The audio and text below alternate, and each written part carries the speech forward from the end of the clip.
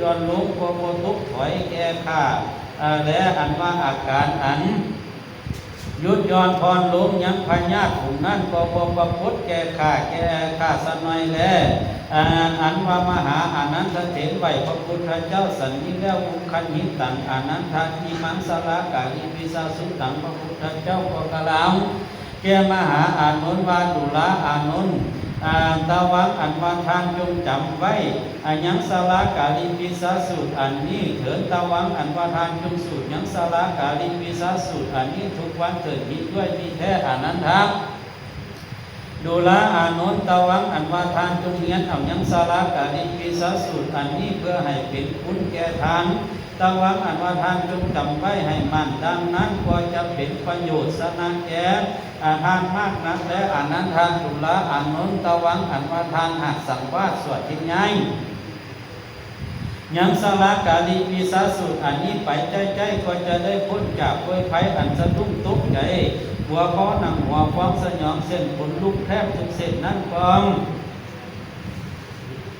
จะได้ดิธิเตสะภาพแพ้ข้าศึกทั้งมวลด้วยเตสะสลากาลิวิสาสุตอันนี้จตุนังปริสานังภิกขุนังอุปสักกานังอุปสิกานังอัฏฐายะสุขายะหิตายะอนันทะสัมมาสัมพุทโธอิมังสลากาลิวิสาสุตังเทสิตังดุลาอานนท์สลากาลิวิสาสุตอันนี้พระพุทธเจ้าทั้งหลายก็เทียนยอมเทศนามาสู่พระองค์อันเป็นกับด้วยประโยชน์สนะอันประเสริฐล้ำเลิศยิ่งนักหนามเพื่อเป็นประโยชน์แก่และเป็นบุญแก่ทานทั้งหลายสี่จำพวกคือภิกขุและภิกขุณีอุปสกและอุปสิกาทั้งหลายในภาวะสนาตราบต่อเท่าถึงนิรพานอันโกหูเท่าโกหูเข้าพญาโกหูตายวิปัสสิสัตอานันทะสัมมาสัมพุทโธอิมังสลากาลิวิสาสุตังภาสิตังกุสันทะสัมมาสัมพุทธัสสะอิมังสลากาลิวิสาสุตังภาสิตังโกนาคัมมานัสสปิอานันทะสัมมาสัมพุทธัสสะอิมังสลากาลิวิสาสุตังกัสสปิอนันทะสัมมาสัมพุทธัสสะอิมังสลากาลิวิสาสุตังภาสิตังมัญญัมปิอนันทะสาลินังเอกละอาหิสัมมาสัมพุทธัสสะอิมังสลากาลิวิสาสุตังภาสิตังดุลาอานนท์แม้นว่าพระพุทธเจ้าตนชื่อว่าวิปัสสีอันตัสรู้ยังไงยังทำมวลด้วยตนด้วยดีอันเขียนยอมเทศนายังสลากาลิวิสาสุตแก่ปริษัททั้งหลายทุกเงื่อและสังฆหายังบ้านเมืองเจ้าเงินเงินเข้าน้ำเงินคำเข้าเปลือกเข้าสารสร้างมาหัวไว้หมูหมาเป็ดไก่คนยิงคนทรายทั้งหลายให้พ้นจากโวยภัยของถิ่นทั้งหลาย96อุปทโลกกังวลคนตายทั้งมวลนั่งแท้และอนันทาดุลาอานนท์พระพุทธเจ้าเวสสภูตนเกิดมาเป็นผู้แก่ลูกก็ตัสรู้ยังทำมวลคืออริยธรรมทั้งสี่หูทุกขาสัจจะสัมมาทาสัจจะนิโรธาสัจจะและมรรคสัจจะก็เทียนยอมเทศนายังสลากาลิวิสาสุตอันนี้เพื่อให้เป็นหิตประโยชน์แก่สัตว์โลกและเทวโลกเพื่องับเสียยังอับป่ายยังภูมิทั้งสี่มีนรกเป็นต้นให้ได้พ้นจากเสียแล้วให้ได้ถึงยังมรรคผลามุขาธรรมคือว่าเมืองฟ้าและนิรพานอันเป็นยอดกว่าเสียงสู่อันโกหูเท่าโกหูตายนั่นแหละอนันทาดุลาอานนท์แม้ว่าพระพุทธเจ้ากุสันทะตนประเสริฐก็โลกทั้งสามก็ตัสรู้ยังทำทั้งมวลด้วยตนด้วยดีอันหาบุคลาจะเปรียบเทียบก็ได้นั่นแหละพระพุทธเจ้ากุสันทะตนนั้นก็เทียนยอมเทศนายังสลากาลิวิสาสุตอันนี้อนันทาดุลาอานนท์แม้ว่าพระพุทธเจ้าโผนาคมตนเกิดมาเป็นผู้ก็ตัสรู้ยังโลกทั้งมวลคือจตุอริยสัจทั้งสี่คือเทียนยอมเทศนายังสลากาลิวิสาสุตดวงนี้แล้วเพื่อให้สัตว์โลกกับทั้งเทวโลกให้เสียยังอกุศลบาปทั้งมวลและเป็นพิษติดกับอกุศลเจตนากระทำยังทานาศีลภาวนาไปใจให้ได้ถึงยังลูกพุทธธรรมเจ้าเก้าประการนำตัวออกจากภาวะสงสารให้ได้ถึงยังนิรพานอันนี้และอนันทะ อานุละอนุนแม่นว่าพระพุทธเจ้ากัสสปะตุนเกิดมาเป็นผู้แก่ลูกทั้งสามก็ตัดสรู้ยังทำทั้งมวลหูจักทุกขาสัจจะนิโรธสัจจะมรรคสัจจะได้หูยังโลกทั้งสามคือว่ากามโลกและอุปโลกนั้นแล้วพระพุทธเจ้ากัสสปะตุนนั้นเกิดมาเทียบยอมประเทศนายังสลากาลิปิสสูตรรวมนี้เพื่อมุทุกุณาโมคนและเทวดาอินพรหมทั้งหลายภิกขุนี้และภิก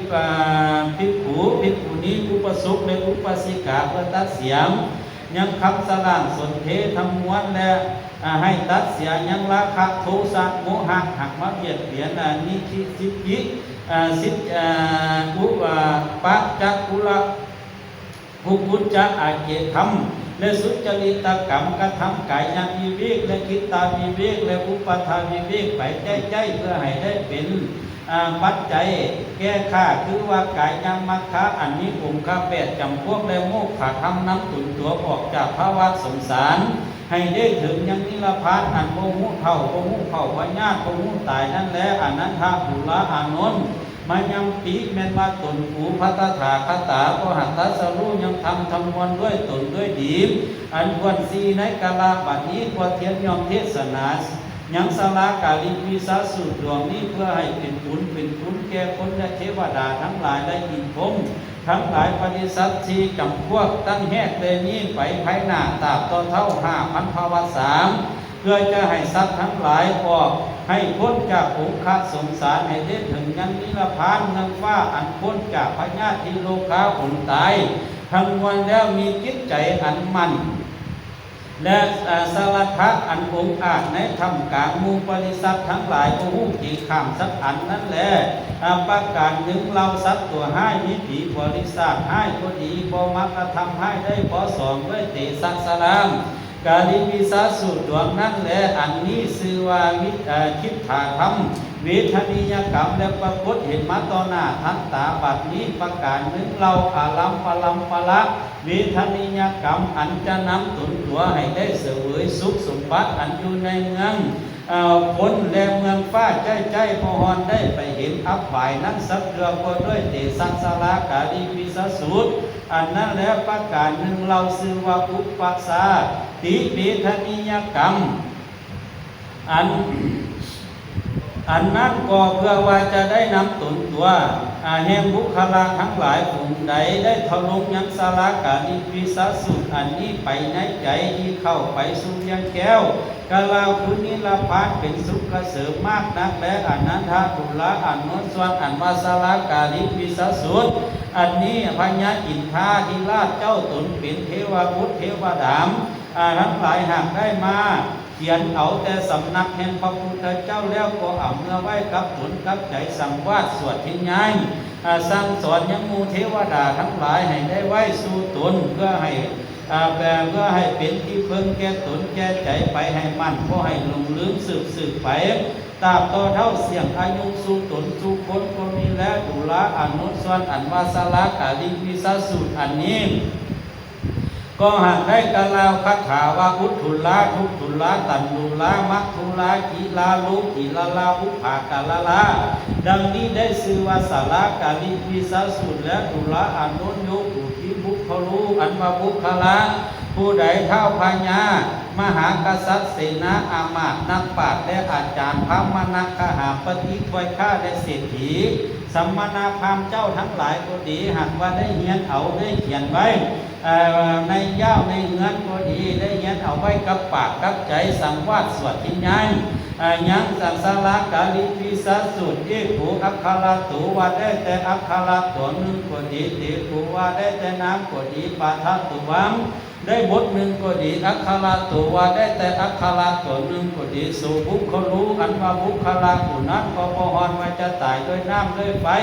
ด้วยสติเดียรสารตัวหยาบซากก้าขอน้องมีตนว่าสร้างให้มาให้งวงคอยให้ได้ขี้เข็บแม้มปองให้ได้เสือหมีตัวให้ได้หอกดาบไม่ค้อนก้อนดินทันรักกำเจ้าเท่าพญามหากษัตริย์นั่นก็บ่มีสักเดือนก็ด้วยเตสะบุญคุณแห่งสลากาลิวิสสูตรอันเป็นที่ปั่นเท้าเอาเสียนยังน้ำ รับต่อทั้งหลายอันนั้นแล้วดุลาอานนท์แม้นว่าบุคลาผู้ใดบ่ฮอนว่าจะตายด้วยผีปวดนิสาคมพายยักขาคันธพะทั้งหลายและตายด้วยพญาธิโลคาต่างๆสะเทือกดด้วยเตสะสลามกาลิปิสัสสุดหลวงประเสริฐหักน้ำหักสายยังบุคลาผู้นั้นทุกเมื่อทุกยามเป็นวันเทวดามทั้งหลายก็น้ำหักษาผู้นั้นทุกปัดยางก็ด้วยเตสะสลากาลิปิสัสสุดดวงนี้หากหักษาแห่งบุคลาผู้นั้นอันได้อุปถากผู้สร้างทุกเมื่อทุกยามนั้นแหละก็บ่มีพญาติโลคาอันใดมาเบียดเบียนสักเทื่อเท่าเว้นไว้แต่กรรมมาวิบากแต่ภายหลังหากได้กระทำแก่กันไปมาแต่ชาติก่อนภายหลังวิสังสลังอันหาเขาหามุนบ่ได้ขายาวะเกิดมาแล้วคอยตายตายแล้วคอยเกิดมากระทำให้แก่กันไปมาบูฮูที่มดที่เสียงนั่นแหละสาลาปิตัสสาทิฏฐากิตตกักกุศลังลัพพะลัพพัตติสัพเพสัตตากาลสัพเพสังอุปัสสังกะนังสัพเพอุปัสสักสิกานังลักขังขตังภวิสติดุลาอานนท์ส่วนอันว่าบุคลาผู้ใดได้จำเลื่อนหักษายังสลากาลิปิสัสสุดอันนี้แม้นว่า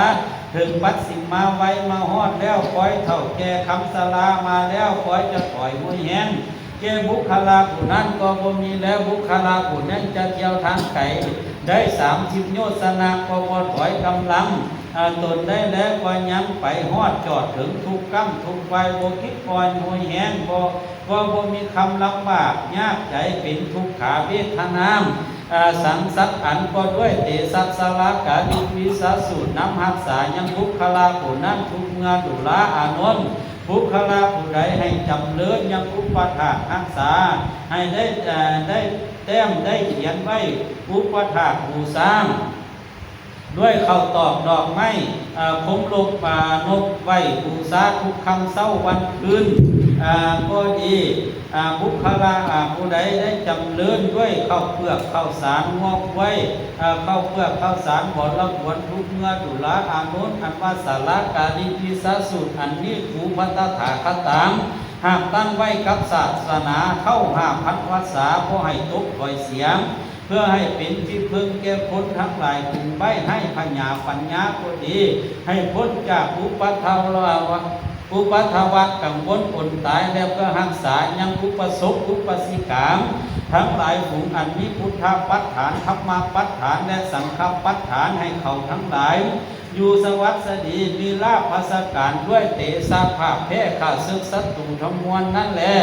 ให้ประกอบไปด้วยทานะปัญญาตราบต่อเท่าถึงนิพพานอันบ่ฮู้เท่าบ่ฮู้ตายบ่ฮู้ทุกข์ยากลำบากใจสักเทื่อนั้นแหละดุลาอานนท์ธรรมมู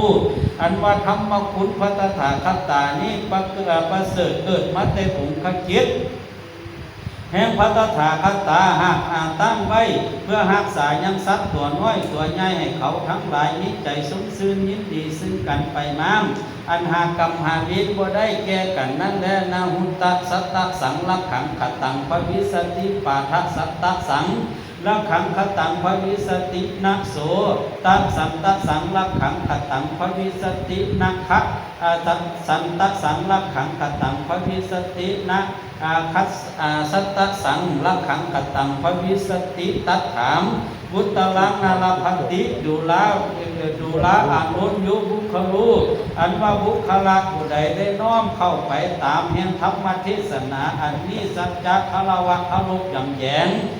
พอน้ำตาทุกพอให้พุทธกัปปิติเกิดขึ้นลุกทุกเส้นก็ดีได้ขึ้นใจเฮียนเอาตัวอักขระทั้งหลายพวกนั้นไว้ในมโนทวารละวิถีจิตให้มันให้ได้เป็นที่พึ่งแก้ตนแก้ใจไปและบุคลาพวกนั้นก็พอหอนวางจะเจ็บปวดห้อนตีมือป่วยไข้ทั้งหลายต่างๆก็ด้วยเตสะธรรมแห่งภูปตถาคตามหากการทำหักษายังบุคลาผู้นั้นทุกเมื่อแล้วดุลาอานนท์ยุบุคลูอันว่าบุคลาผู้ใดได้ฟัง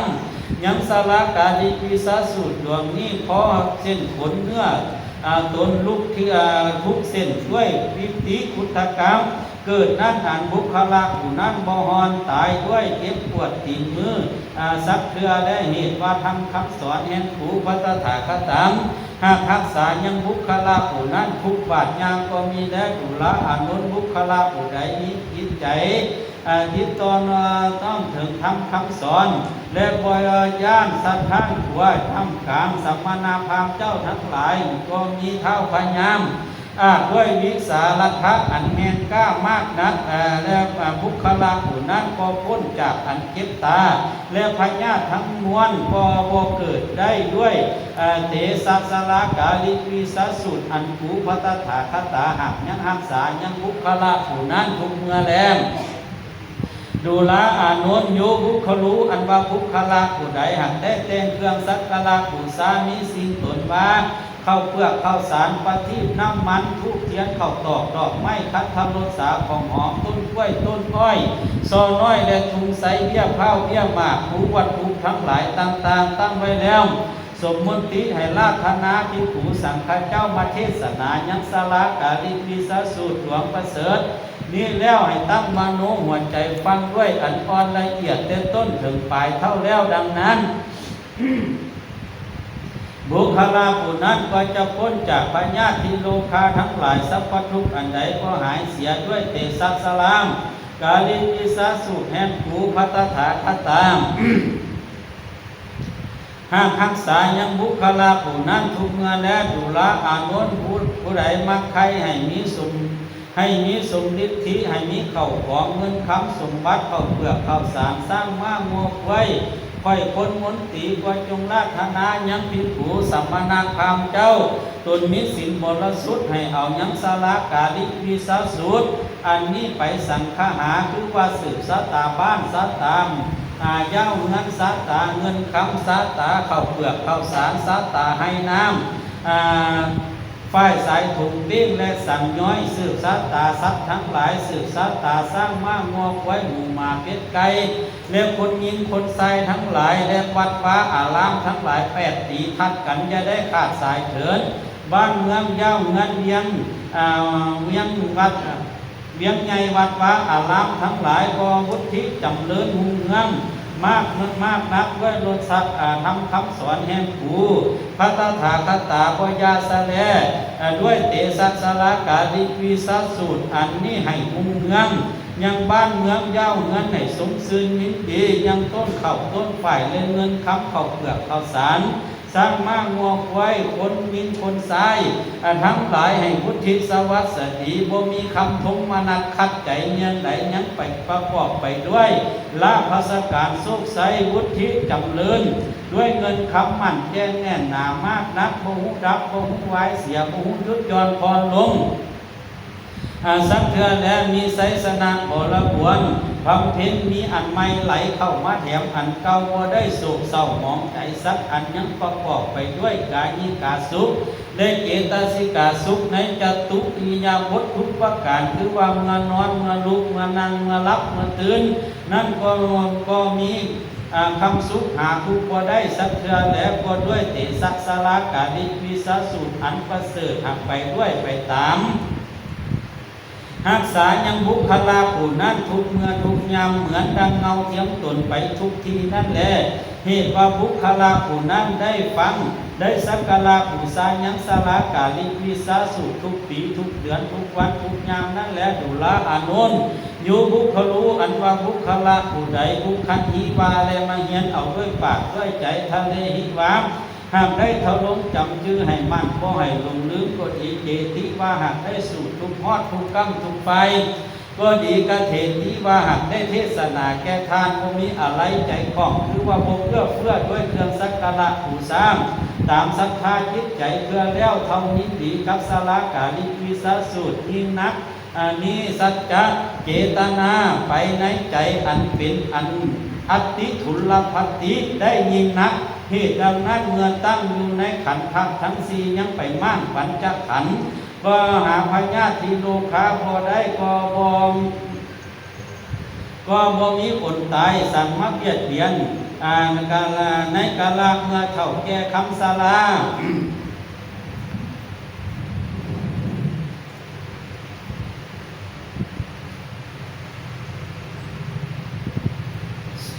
คำสอนแห่งภูพัตถาคตาชื่อว่าสลากาลิวิสัสสุหักน้ำหักสายยังบุคลาผู้นั้นทุกเมื่อทุกยามเทศนาอันว่าบุคคลทั้งหลายฝูงใดบ่ฮอดว่าจะได้ไปเสวยทุกจักซาในภวะที่ไปเกิดด้วยเตสะสลากาลิวิสัสสุหักสายยังบุคลาผู้นั้นทุกชาติก็มีแล้วยักษ์โผวายักษ์ขีนีวายักษ์ขโปตะโผวายักษ์ขโปติกาวายักษ์ขมหามัตโตวายักษ์ขมหาปริสัสสวังยักษ์ขปัจจโลวานาโควานาคานาตะโผวานาคโปติกาวานาคมหามัตโตวานาคปริสัสสวานาคปัจจโลวังกุมพันนาคันทัพไพวะคันทัพโปวะคันทัพโปติกาวะคันทัพโปมหามมัตโตวะคันทัพปริสัสสวะคันทัพปัจจโลวะกุมพันโดวะกุมพันดีวะกุมพันดาโปตะโปวะกุมพันดาโปติกาวะกุมพันดามหามัตโตวะกุมพันดามหาปริสัสสวะกุมพันจปัจจโลวะทุกขาจิตตาภิกขุนางอุปสกานางอุปสิกานางคุติญาลักขายญะอวิหิงสาญะผาสุวิหารายญะอิติ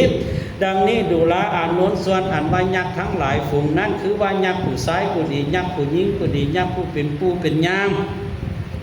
ก็ดียักษ์ผู้เป็นตาเป็นยายก็ดียักษ์ผู้เป็นพี่ซ้ายก็ดียักษ์ผู้เป็นพี่หญิงก็ดียักษ์ผู้เป็นน้องชายน้องหญิงก็ดียักษ์ทั้งหลายฝูงเป็นเสนาอามาตย์ก็ดียักษ์ทั้งหลายฝูงเป็นปริวารบำเรอไส้สอยก็ดียักษ์ทั้งหลายฝูงเป็นไว้ยักษ์วัดเจ้าก่อนอันอยู่ใกล้และไกลก็ดีนาคทั้งหลายฝูงเป็นลูกชายลูกหญิงทั้งหลายนาคฝูงเป็นเสนาอามาตย์ก็ดีนาคทั้งหลายฝูงเป็นปริวารบำเรอไส้สอยก็ดีนาคทั้งหลายฝูงเป็นไว้ยังวัดเจ้าก่อนก็ดีขันธภาทั้งหลายฝูงเป็นปริวารบริษัททั้งหลายก็ดีกลุ่มพันดาฝูงเป็นลูกชายลูกหญิงก็ดีกลุ่มพันดาฝูงเป็นเสนาอามาตย์ก็ดีกลุ่มพันดาฝูงเป็นปฏิบัติบำเพ็ญไส้สอยก็ดีกลุ่มพันดาฝูงเป็นไว้ยักษ์วัดจักรและขันธพายักษ์ขามกลุ่มพันดาทั้งหลายนาคทั้งหลายฝูงนั้นบ่ฮอนนิจใจสาโหดหยาบซ่ากล้าแข็งมักกระทำโทษแก่เตนะเหตุดังนั้นกูพระตถาคตาหากได้อนุญาตไว้ยังคำสอนอันชื่อว่าสลากาลิวิสัสสุอันนี้นาคุติญะเพื่อให้คมแข็งรักษาญะเพื่อให้รักษาอาภิหิงสาเพื่อบ่ให้เบียดเบียนยังให้แก่กันนั่นแหละผาสุวิหารญะยานเพื่อให้อยู่สุขสำราญบานใจ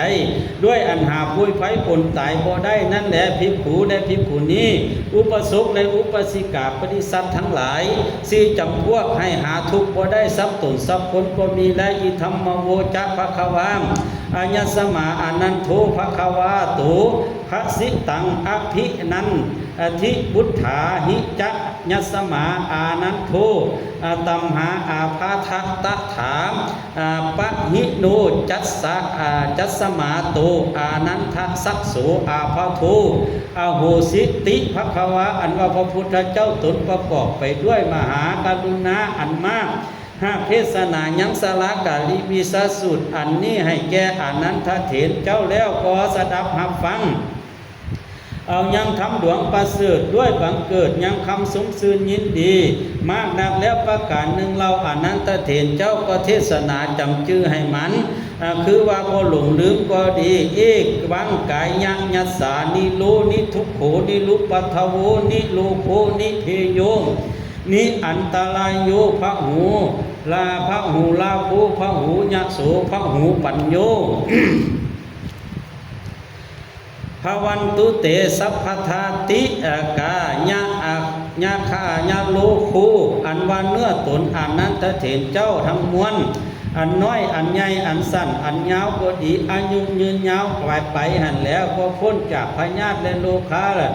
พ้นจากทุกเวทนาอุปทากังวลทั้งหลายนั้นแล้วประการหนึ่งเราอานันทเถรเจ้าก็ตะเดินไปเมตตากรุณายังสัตว์โลกทั้งมวลแต่ทิศาต่างๆก็เทียนย้อมมีลาภสการต่างๆอันคนและเทวดาทั้งหลายหักได้สักการะบูชาด้วยเงินคำแผ่นผ้าทั้งหลายก็ด้วยเตสะพลาบุญคุณเองสลากาลิวิสัสสุ ดวงประเสริฐนี่หากมาค้ำมาสู่ตนให้มียศศักดิ์อันองค์อาจสลาดหูสติพญาปัญญามากนักหูพระพุทธเจ้าก็กล่าวแก่มหาอานนท์ตนมีอายุนั้นว่าอานันทดุลาอานนท์ตั้งแห่งแต่วันนี้ไปภายหน้าต ตะวังอันว่าทานจงอยู่สวัสดีมีสุขเถิดอัฏฐาในกาลเมื่อนั้นปฏิสัตทั้งหลายก็ดีภิกขุและภิกขุนี้อุปสกและอุปสิกาสัมมนาพราหมณ์เจ้าทั้งหลายฝูงใดก็ดีคันหากว่าได้เฮียนเอาก็ดีได้แต้มได้เขียนไว้ก็ดียังสลากาลีวิสาสูตรอันนี้ไปไว้ในใจทะลุงจำจื้อให้มันก็ดีได้สังวาสสวดที่ย้ายก็ดีได้เทศนาแก่ทานผู้อื่นก็ดีได้อุปถากบูชาก็ดียังปรากฏเห็นมาต่อหน้าทันตานั่นแหละด้วยข้าวเปลือกข้าวสารเงินคำสร้างม้างัวควายทั้งหลายก็ให้วุฒิด้วยเทวบุตรเทวดาทั้งหลายก็ให้อังคะเมื่อตนหุ่งเงื้องบริสุทธิ์ประการหนึ่งก็ยังมีพญาปัญญาอันหู้พิจารณาหู้ดูยังทำคำพีปิตกะ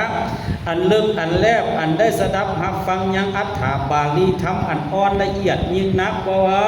จำเลิศอายุวันนะสุขภลาสุญญังสุปการบยาสะแลถึงเมื่ออายุจะเสี่ยงจะตาย นั่นก็ดีมีสติสมอันมั่นบ่ฝังส่วนถ่ายแพ้ไปมาที่ใดแล้วก็บ่หลงลืมอันใดยังหำพึงถึงยังกุศลส่วนบุญอันตนหากได้กระทำมาสู่ปีสู่เดือนสู่วันสู่ยามด้วยข้าวน้ำโภชนาอาหารต่างๆนั่นแหละคันว่าจุติตายก็ได้เอาตนเมื่อเกิดในสั้นฟ้าเลิศตุสิดาตาวติงสาได้เสวยสมบัติทิพย์อยู่ในวิมานพระศาสขานั้นแล้วคันว่าตายจากสั้นตุสิดาก็ได้ขึ้นเมื่อเกิดสั้นตุนิมานลติตามลำดับขึ้นไปถึงสั้นอากานิถามก็ได้เสวยสมบัติทิพย์นั้นที่นั่นเหิงหานมื่นนานคันว่ามั่งปัญจขันธ์ในที่นั้นแล้วก็ได้เอาตนมาเกิดในกับคุณอันประเสริฐคือว่าพามนะกหาปฏิเศรษฐีอันประกอบด้วยเงินคำเข้าของสมบัติหังนี้เป็นดีบ่ฮู้ถอยเสียสักอันนั้นแล้วก็ทำทานะศีลปาลมีทุกชาติไปใจตาบต่อเท่าถึงอรหันตามัคคะพลายานนิพพานธรรมเจ้านั้นว่าสะเลว่าปะปักกาเสนโตธรรมปริโยสานเนปะสัทธิกามธรรมเทศนาโสตปฏิภลานิพพานนั้นว่าปะบูนิสุพหูสนาอันว่าคนทั้งหลายอันได้ไต่เต้าเข้ามาฟังย้ำธรรมเทศนาแห่งสัพพโญเจ้านั้นก็มีใจสมชื่นยินดีมากนักแล้วก็หำพึงว่าพระพุทธเจ้าก็เทศนายังสลากาลิวิสสูตรอันนี้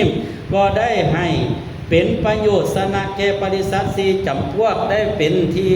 พึงชาตินี้และชาติหน้าบ่ยาแสดง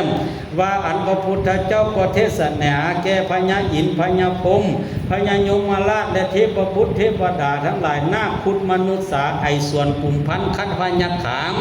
ทั้งหลายให้ได้ถึงธรรมะวิเศษตัดกิเลสตัณหาให้ขาดแล้วให้ได้ถึงโสดาปัตติพระลายานเป็นต้น มีอรหันตามัคคะภาลาเป็นปริโยสารวันนั้นก็มีและสลากาลีวิสาสุตังนิธิตังก็เสด็จบรบวนสมควรเท่านี้ก็แล้ว